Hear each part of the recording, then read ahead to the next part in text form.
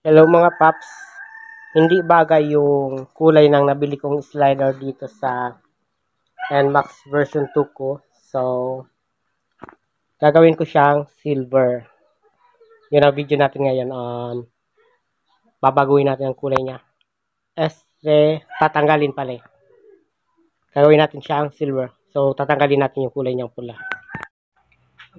Gagamit tayo mga paps ng liquid sosa. So, yan lang ang gagamitin natin at saka brush. So, gamit ko toothbrush. So, mag-ingat kayo mga paps kasi Makati ito.